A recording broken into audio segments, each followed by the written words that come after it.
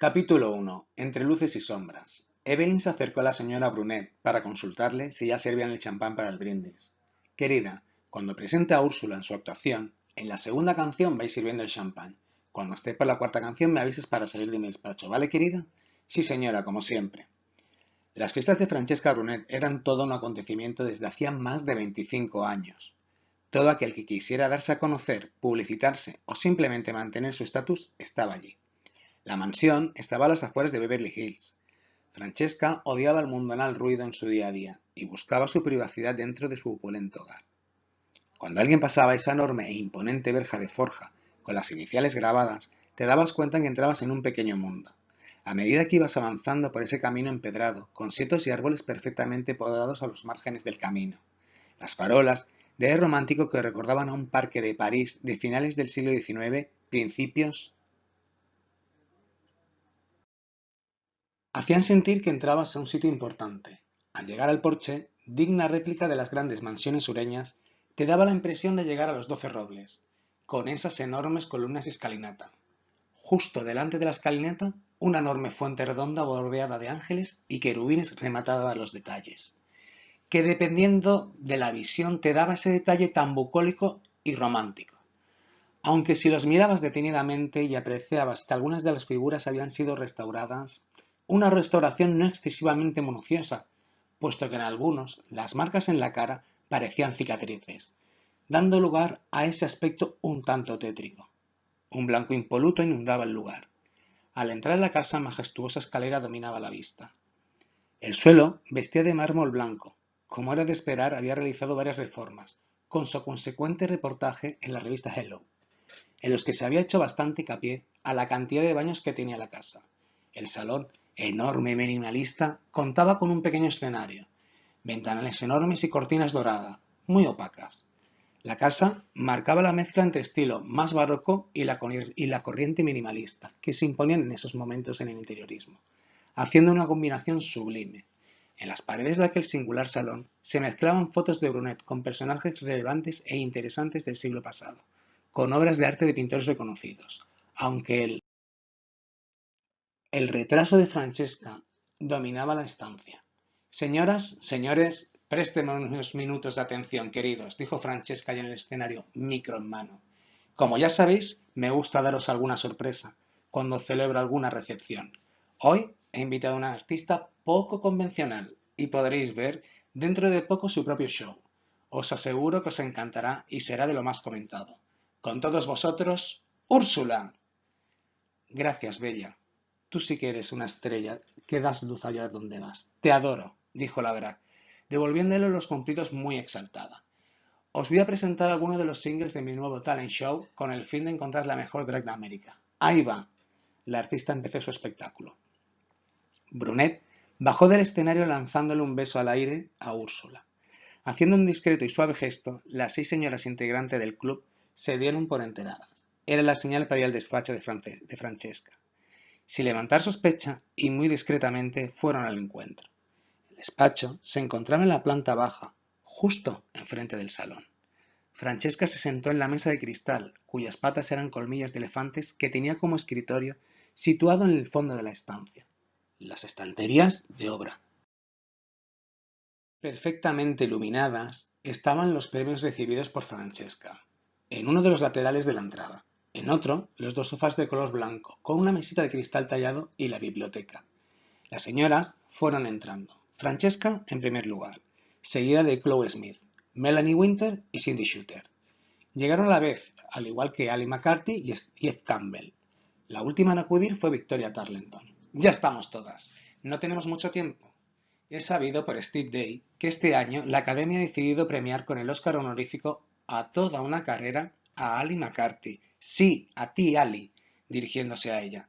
No podía ser otro año, tenía que ser este. En los buenos tiempos esto no hubiese pasado. Pues a mí me hace muchísima ilusión el reconocimiento a toda mi carrera. Para mí es una emoción muy grande, dijo Ali muy emocionada. Ya no son los buenos tiempos, y por ello le doy más valor. Tú eres tonta, querida. Los miembros de la Academia lo han decidido por tan solo un puñado de votos de diferencia. No nos viene nada bien. ¿No ves que eso va a hacer que les sirvamos en bandeja de plata a nuestros queridos hijos el motivo que tanto desean para seguir con la situación. ¿No lo ves?, dijo Francesca visiblemente exaltada, haciendo gala de su fuerte carácter.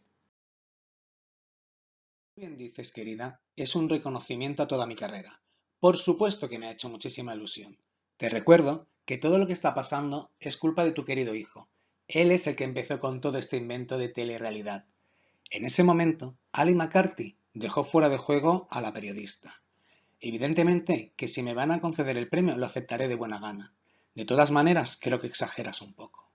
El resto de señoras asistieron a la conversación como meras espectadoras ante la discusión de las dos señoras. Querida Ali, Alexander sí que lo empezó todo, pero te recuerdo a ti y al resto que vuestros hijos también están involucrados. Francesca suspiró profundamente y con gesto de autocontrol y centrándose hacia donde quería llegar. Vamos a sosegarnos, vamos a dar un golpe de efecto inesperado. Organizaré para Ali un gran especial, una gala de honor a la carrera de Ali, en horario de máxima audiencia y espectacular. Para la gala, lo mejor sería que todas asistieseis. Imágenes de vuestras películas, bonitas palabras de unas a otras, canciones dedicadas. La verdad que será un homenaje en el cual nuestra imagen, creo yo, saldrá reforzada y el eco que se hará en los diferentes medios. Así también sabremos cómo reaccionarán nuestros hijos ante la entrega de los Oscar. El anuncio del especial lo haré en mi programa, Buenos Días América, en exclusiva. Pero antes para... Lo anunciaré ahora en la fiesta. ¿Os parece buena idea? El resto de las señoras tan solo dijeron un simple sí, exceptuando a Victoria Tarleton, que añadió que se debían relajar un poco a pesar de la situación. Se abrieron las puertas francesas del despacho. Todas se sobresaltaron por lo inesperado. Era Evelyn, para avisar a su señora por la canción que iba Úrsula, tal y como habían quedado. Queridas, he pensado en el 10 de diciembre, que quedan más de 3 meses, tiempo suficiente para comunicárselo a los asistentes y vosotras planificaros también si no tenéis compromisos ineludibles, dijo Francesca. Yo tengo el especial de Navidad, como todos los años en la cadena estatal. No tengo la fecha exacta, pero no creo que haya problema. Melanie Winter era la única de las señoras que era cantante. Todas estuvieron en principio de acuerdo. Ali exaltada porque recibiría el Oscar honorífico a toda su carrera, pero como el resto de señoras preocupadas, ya no solo por lo que había sucedido, sino por lo que podría suceder a partir de la entrega y hasta dónde podrían llegar. Volvieron al salón mezclándose entre los invitados sin levantar sospecha de su ausencia. Evelyn ya tenía la copa de champán de la señora preparada, para que justo al salir la cogiese y se dirigiese con ella otra vez al escenario, durante la actuación de Úrsula, en la que todos los asistentes estuvieron muy entregados. Bravo Úrsula, como siempre, espectacular. Os tengo que agradecer vuestra asistencia y anunciaros en primicia y haceros partícipe de un evento que para mí es muy emotivo y merecido. Entre nosotros se hallan figuras indiscutibles del celuloide, diosas y mitos vivos de la época dorada del cine. Hoy en día, tanto su talento, belleza e intervenciones en la gran y pequeña pantalla siguen presentes. Ella es una actriz con varios Oscars, cuyos ojos verdes esmeralda nos cautivaron a todos. Es una de nuestras mejores actrices y gran amiga. Dentro de poquito tendrá lugar ese reconocimiento que tanto merece. Ali McCarthy. Todos los invitados aplaudieron y vitorearon su nombre, mientras subía al escenario. Muchas gracias, mi querida Francesca. Para mí será un honor recibir de este homenaje a mi carrera y feliz por ello. Y a ti, amiga, muchísimas gracias por esas palabras tan bonitas. Visiblemente emocionada, Ali McCarthy lloraba en el escenario. Qué buena actriz que es la zorra. Se lo ha dicho antes en el despacho y ahora se harta de llorar. Se reía Cindy Shooter mientras le hacía ese comentario tan ácido a Chloe Smith. Por eso la nominaron tantas veces. Entre risa contestó Chloe Smith. Mientras Sally McCarthy bajaba del escenario, Francesca agradecía de nuevo a sus invitados su asistencia. Como buena anfitriona, se fue despidiendo de sus invitados. Las señoras también fueron abandonando la fiesta. Sabían que los sucesivos días las llamadas de teléfono iban a ser constantes. Una vez, sin invitados, Francesca se bajó de esos 15 centímetros de tacón y suspiró. Era en esos momentos cuando la mezcla de sentimientos afloraba. Como siempre, dejaba los zapatos allí donde se los quitaba, y llamando a su fiel Evelyn, le pedía un bourbon como a ella le gustaba. El desprenderse de sus taconazos y tener ese bourbon en sus manos era el momento que tanto deseaba de relax. Dirigiéndose a su saloncito, lentamente, sin prisas, donde ella descansaba, y utilizaba aquel lugar con 3 sofás en forma de U, con varias mesitas, una en medio del saloncito y varias en los lados del sofá, para reflexionar sobre la vida, las situaciones que le pasaban y poder ser vulnerable en aquel sitio. Las fotografías familiares eran claras protagonistas de aquel saloncito. En paredes, en el mueble del buffet de las bebidas, en las mesitas que bordeaban el sofá, incluso en el mueble de la televisión. Se arremangó aquel vestido Cavalli y se tumbó mirando las viejas fotografías que había en una de las mesitas. Suburban, señora. Señora, la encuentro extraña. Evelyn llevaba más de 40 años trabajando para los Brunet y había vivido junto con su señora toda su historia. Evelyn era fiel y leal, como pocas, y se tenían un gran afecto y respeto. Pasados los 70 años, ni ella ni Francesca querían estar la una sin la otra. Evelyn era la única en cuanto a la organización, protocolo y tendencia y todas aquellas manías de Francesca, haciéndola irreemplazable. Sí, mi querida Evelyn, entre todas las batallas libradas en mi vida, esa es la que más me cuesta, dijo mientras cogía una de las fotos de la mesita y le iba mirando con añoranza. Puedes retirarte, querida, estarás agotada. Descanse, señora, e intente no pensar demasiado. Mientras Evelyn salía de aquel saloncito, la melancolía iba entrando para quedarse con Francesca. Tumbada en el sofá, copa de bourbon en una mano y en la otra la fotografía de ella con Kevin. Empezó a pensar en su vida. Tenía casi 63 años y recordaba su Hartford natal, en Connecticut, y sus ganas de cambiar de vida. Lo impetuosa que fue con sus 18 años que decidió irse sola a Los Ángeles. Cuánta lucha y cuánto esfuerzo. Ella no iba a trabajar en lo que no quería, cuando decidió que no sería una periodista convencional. Tenía claro que no quería ser del resto. Se hizo ella misma comprándose unos altísimos tacones, unas singulares joyas, pendientes largos y unos enormes anillos. Se colaba entre bambalinas para poder realizar sus crónicas de Hollywood y cómo cotilleaba con las starlets de la época.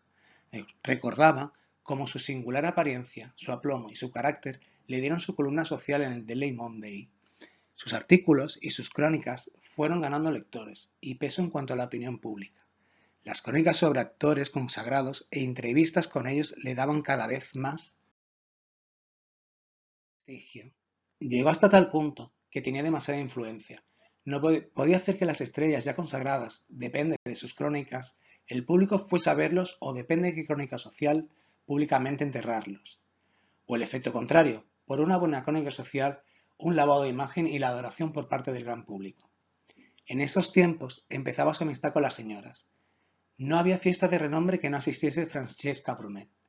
En una de esas fiestas fue donde conoció a su gran amor, Kevin Banks, productor de cine y televisión. Durante aquella noche, ella y Kevin entablaron más bien una relación laboral.